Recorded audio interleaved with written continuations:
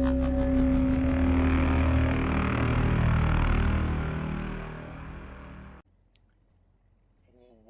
back to the channel, everybody, and welcome back to Through the Years on Alma, Missouri. We have made it to July, and we're just out here checking on the crops. The alfalfa looks like it's ready to be cut, so we can get going on that here in a little bit. Also looks like it says it needs a little bit of lime on there, so we'll have to check that out later as well. Going over here looking at the oats. The oats are coming along great. They should be ready to harvest in August, but they're looking really good. The pods are starting to fill out, so looking great there. 88%, 89% expected yield, so that's good. And then the soybeans, apparently on this map, the soybeans grow in rows. So even though I seeded them with a drill, they're coming up in rows, but they're looking pretty good as well. Nice and clean. Also getting an expected yield of around 90% on those. But what we're going to do before we cut the alfalfa is our next money-making venture. So what we've done, the episode that I was recording that the sound wasn't good, that I deleted, I'd actually gone through and shown I took all of the stones off of these two fields, and it didn't even give me enough lime to cover the smallest field, so I ended up purchasing lime. And then this last month I actually went over here and sold off our stone crusher that was making our lime. I also realized that I hadn't turned off my cornbread at the bakery, and I had a full load of cornbread again ready in June, so I went and sold that off. It wasn't the top price, but I still got $30,000 for it. So we're going to use those $30,000 to put up a little extra income makers over here, and I was thinking about putting them back here where the stone crusher was. This looks like a good spot. So what we're going to do is we're going to go here into the construction. We're going to go into production, and we're going to go to greenhouse. Large greenhouse here, $10,000. We're going to put a couple of these down. Let me spin it this way so that I can get to where I put the water in. Let's see here. Let's put one right there, and one right there. And if we shift up a little bit away from that field right there, we can put another one down there. So now we have 3 greenhouses. Now to turn these on, I need to give them water. But what I'm going to do, I was already looking at the menu. So if you go here, the top price for lettuce is $69. Tomatoes is $34. Strawberries is $17. But I believe I can also do pumpkins in here. So let me see. Pumpkins sell for $1. Pumpkins don't sell very much. So we are going to we're going to turn these on and set every last one of these. Oops. Turn that one on for lettuce. Lettuce spawning. Lettuce spawning. Okay, and now what we need to do is we need to go get some water to make these work. So we're going to go back here, jump in the truck, and go get our water trailer and fill these up with water. And then they'll start producing lettuce that we can then just pick up and take into town. But I think another thing I'm going to probably have to do here before too long is probably get a different trailer, because I've been using that old hay wagon to take all this stuff to town, which works, but I'm I'm gonna look in the menu and see if I can't find an auto-loading pallet trailer. I try to play this as realistic as possible, but sometimes it's just monotonous loading all that stuff all the time. So I get auto-load and it loads. Like my bale trailer's auto-load, so all I have to do is drive around the field and the bales automatically transfer to the trailer.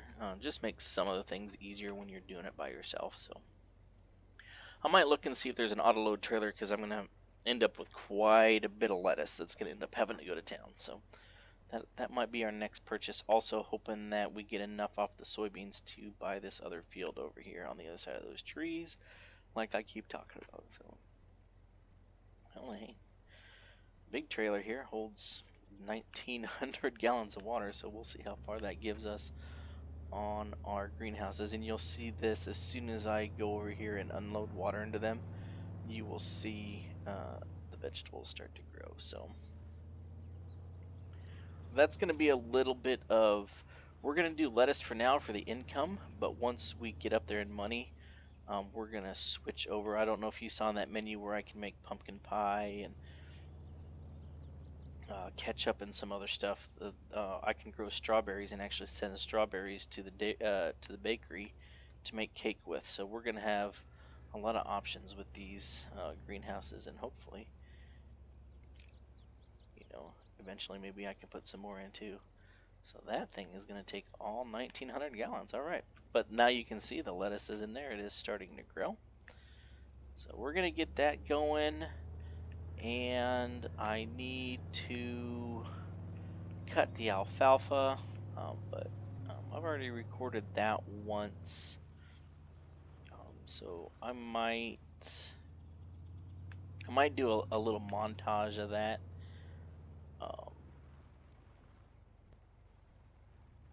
And then I will probably skip ahead to August when it's time to cut some oats. But things are moving along great here in Missouri, and we are in the process of making money. So I'm going to finish filling up these greenhouses. Maybe give you a montage of me cutting some alfalfa for the sheep, and then we'll be back for the oat harvest in August.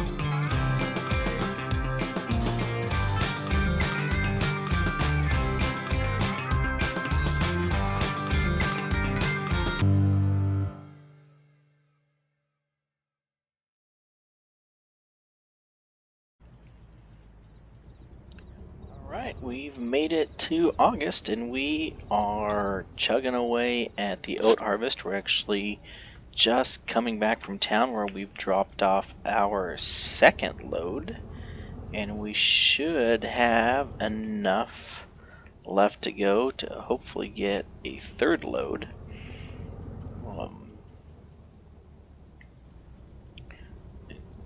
You'll see once we get out there, it's going pretty well.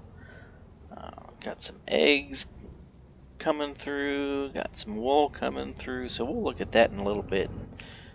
The prospects for future profits are looking good. You can see we've gotten a little over half, probably closer to 3/4 of the oats out. So we're going to go down here and see if we have enough to get a third load out of there, which would be spectacular. I'm actually going to sneak behind right here, take out a little bit of alfalfa and park the truck, and then I'll jump on here. So with that, we have gotten our seasonal workers going. So we got the grain mill making some flour, and we got some bakery making some bread, because the top price for bread is in January. So my plan is to use the months of September, October, November, even December to make bread, and then once we have a full load of bread, and then you saw all that corn flour we have, we didn't grow any corn, but we have some in storage. So then because the top price for cornbread is in April, in January I'll switch over from flour to corn flour and start making some cornbread, and then that way we'll have 3 or 4 months of bread to sell when it hits its highest price in January, and then we'll have 3 months worth of cornbread to sell when it hits its price in April. So that's the plan right now. The lettuce is starting to grow, but its top price doesn't come around for a little bit. I don't want to show you this while I'm driving because I'll end up not going straight. But the lettuce is growing. You saw the wool, you saw the eggs. When I get to the end here, I'll jump in the menu and show you guys where we're at price-wise, or profit-wise, and what the markets are predicting. Because then on top of that, we're going to have all of this straw that we can bale up and sell. If you noticed there in the montage of doing the alfalfa, we did trade out the Kloss baler for a Heston baler that makes a little bit larger bales.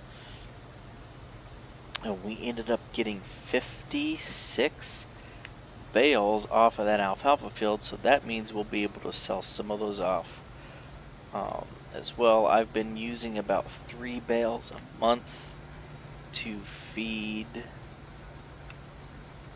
the sheep, which means we would have around 20 that we could sell off then.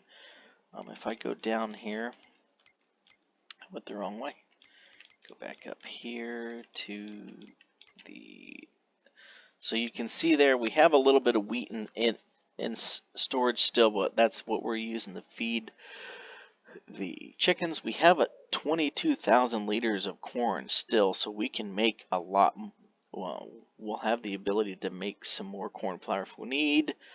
Eggs, you can see there that if we wait in November is when it's going to hit its top price. We got about $14,000 worth of eggs sitting in there right now, about $17,000 estimated worth of wool that we have right now, and $50,000 worth of alfalfa.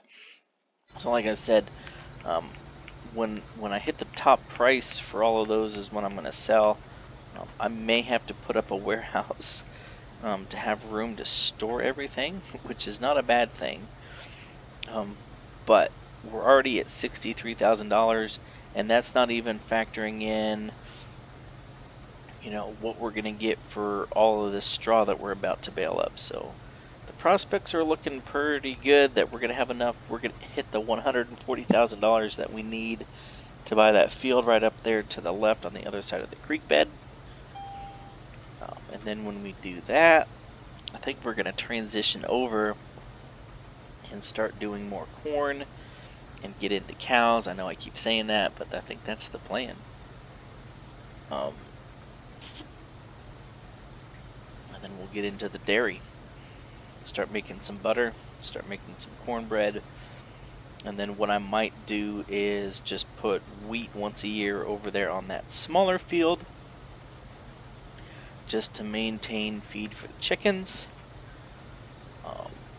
I'm thinking about plowing these two fields together and making them a larger alfalfa field, because I'm going to need a lot more hay when we start doing cows, and then we have the other big field over there where we can grow corn. I know I keep talking about this, but I think that's where I'm at in my planning right now. We just got to get there. So part of it is just chugging through here and getting rid of these oats.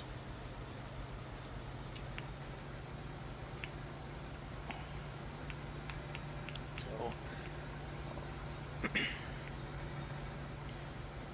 gonna keep plugging away at this, and I think what I might do is actually give you guys some music, speed this up, and do a little bit of a time lapse.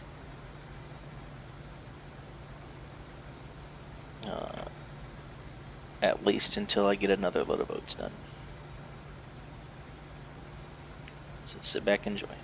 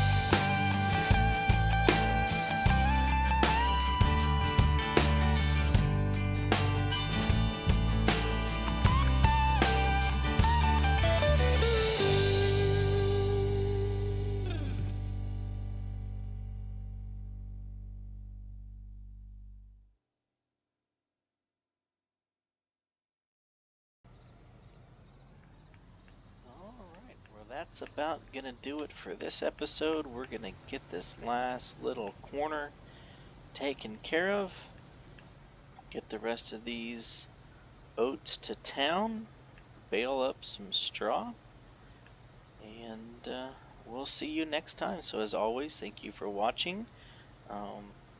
As always, hit that subscribe button, hit that like button, share this video with your friends. Let's help grow this channel. I think by the time I publish this in a couple of weeks, I should be over 100 followers. So we'll see. But as always, thank you for watching, and we'll see you next time.